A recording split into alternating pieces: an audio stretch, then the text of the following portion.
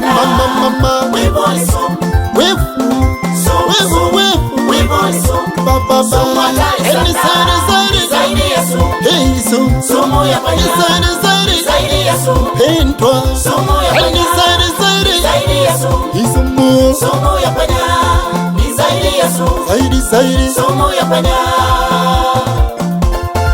Unaweza poromosha uchumi wa nchi, hata shusha hata imani yako. Unaweza poromosha uchumi wa nchi, pia shusha hata imani yako.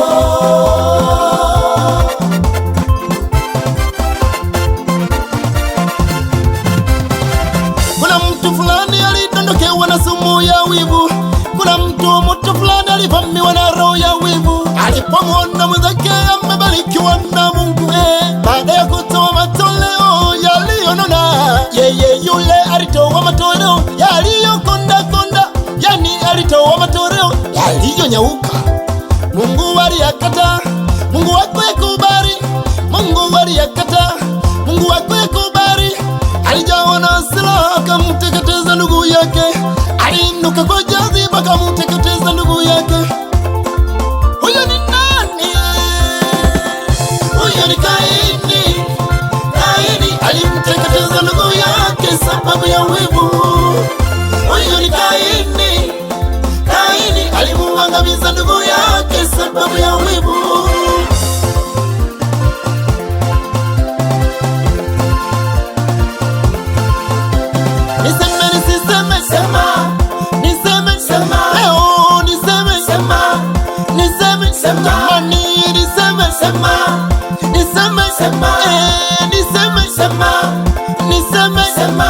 Mtu mmoja akisifiwa au kupongezwa, mtu mmoja akisifiwa au kupongezwa, utamwona mtu mwingine ananung'unika, utamwona mtu mwingine anajawa na jaziba, yani anavimba nusu kupasuka, yani anavimba nusu kupasuka.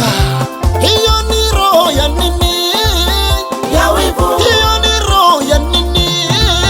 Ya wivu. Sasa kemea Toka toka. kemea Toka roho. sasa kemea Toka roho. kemea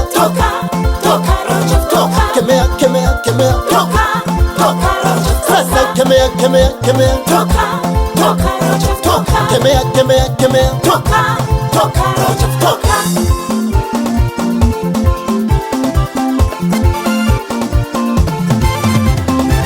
Ndugu, Aisha ni foleni, kila mmoja yuko amejipanga. Anapofanikiwa yule mshukuru Mungu, anapofanikiwa jirani nawe furahi. Anapofanikiwa yule mshukuru Mungu, anapofanikiwa jirani nawe furahi. Maana itakuwa imepungua foleni ya mafanikio na wewe usogee.